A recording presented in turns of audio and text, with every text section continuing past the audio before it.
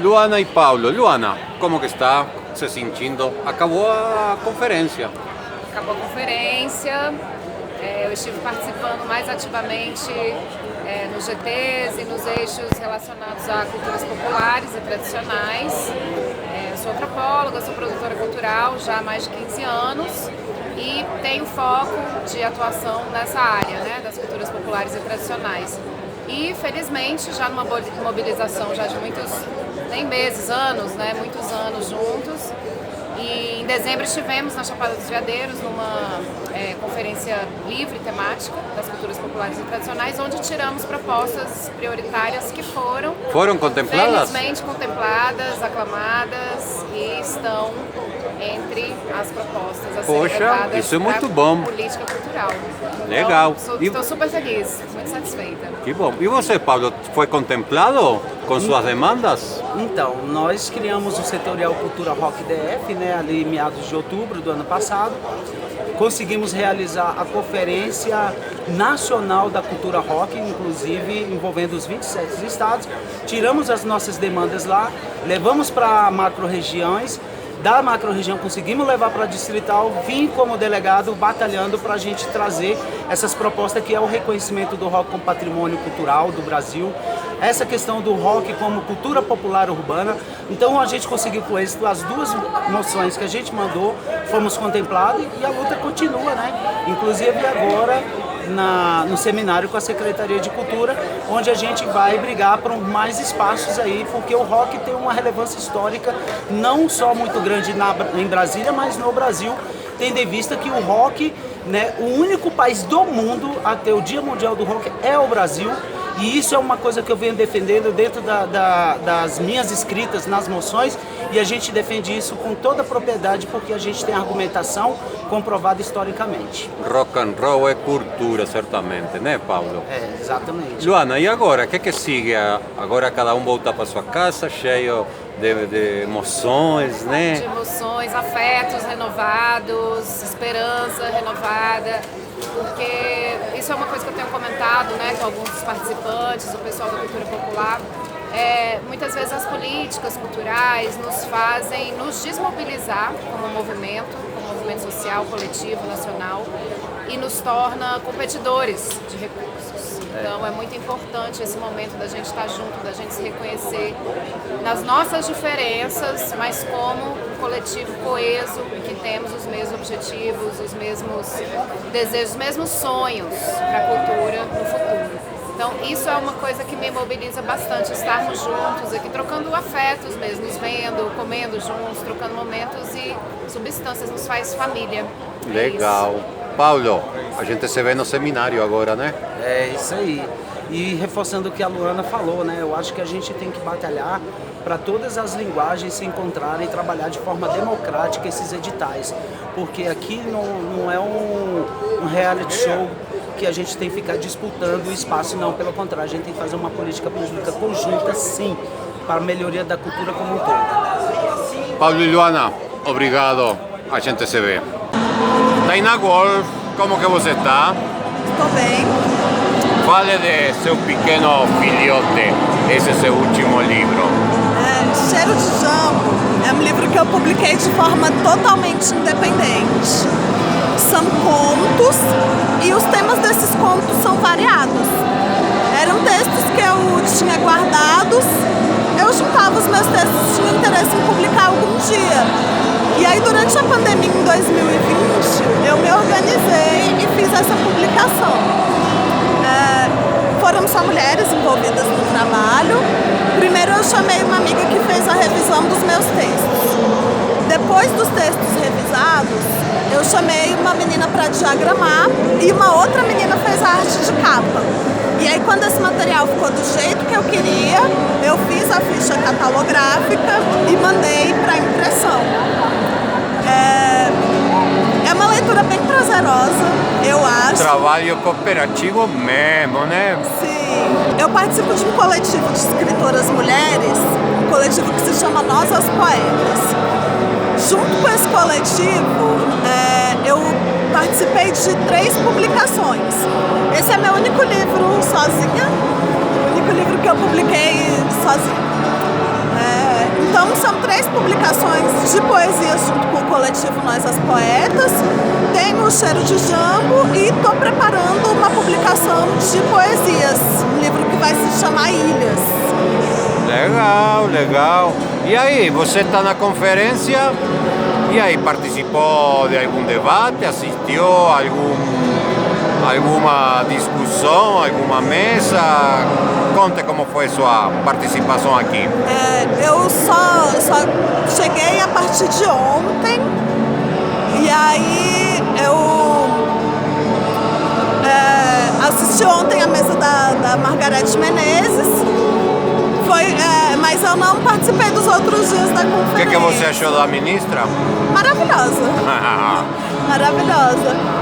E aí hoje é o segundo dia que eu estou vindo da conferência, assisti um pouco da plenária que estava tendo ali do outro lado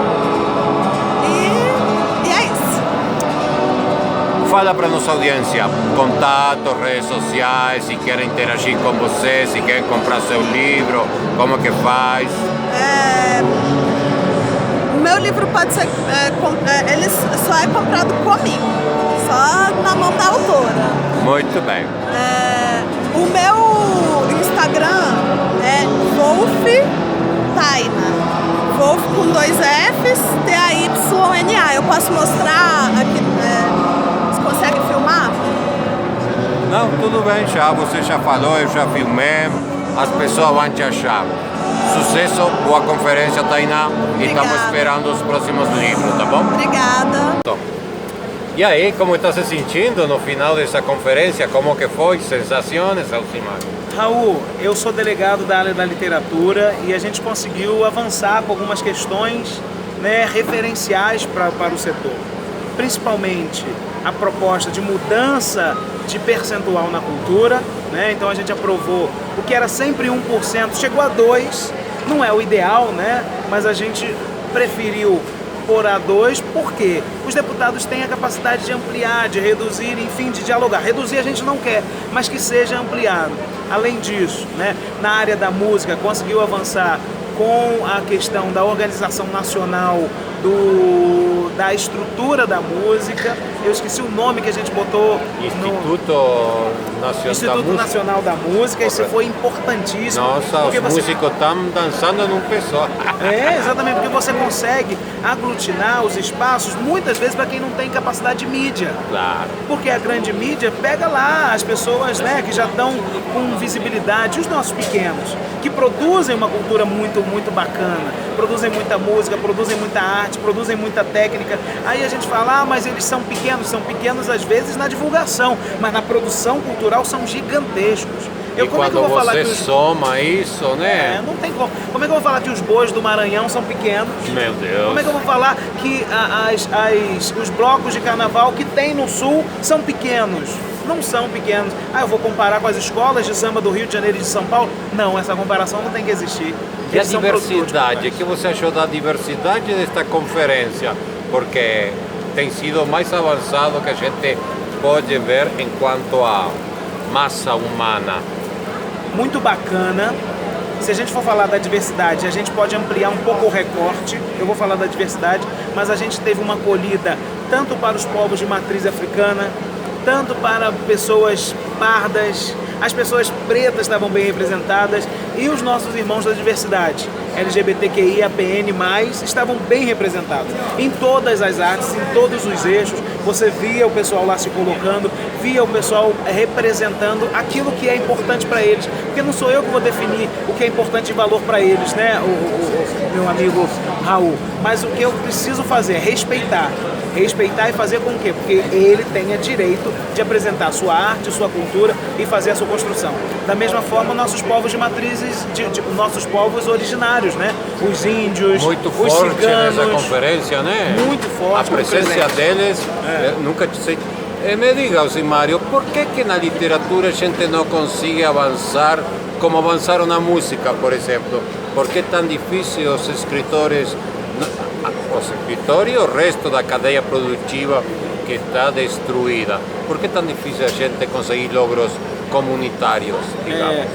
A gente precisa avançar, e aí você fez uma pergunta muito difícil, Porque a cadeia da literatura ela é dividida em 3 cadeias, né? A cadeia criativa, que somos nós, os autores, os escritores, os desenhistas, enfim. A cadeia produtiva, que são as editoras, as impressoras, e a cadeia mediadora, que são os professores, mediadores de leitura. E muitas vezes essas 3 cadeias, cada um está puxando para o seu lado, né? Então, aí é que está. Como que a gente faz para botar todo mundo no mesmo barco? Será que a partir de agora a gente consiga um entendimento? Acho que a primeira coisa, a gente precisa fortalecer os conselhos de cultura, que são espaços de diálogo da cultura. Os setoriais, não? Então, você fortalece o Conselho de Cultura como um todo e você traz os setoriais para o diálogo. O Conselho tem que ser A caixa onde se encontram todos. a mola propulsora. Então, daqui parte todo o diálogo. E o recorte são os setoriais. E aí trazer os setoriais. Eu preciso tanto das editoras como dos mediadores de leitura. Porque não adianta eu ficar na minha casa. Primeiro, o escritor, ele não quer escrever para a sua poesia, para o seu conto, para o seu livro, fica na gaveta. Ele quer que seja conhecido. Então, eu tenho o meu ato de fazer a criação, eu preciso do mediador de leitura, eu preciso das editoras ou das impressoras, das gráficas, para fazer com que o livro nasça. Então, eu preciso dialogar. A primeira coisa é o diálogo.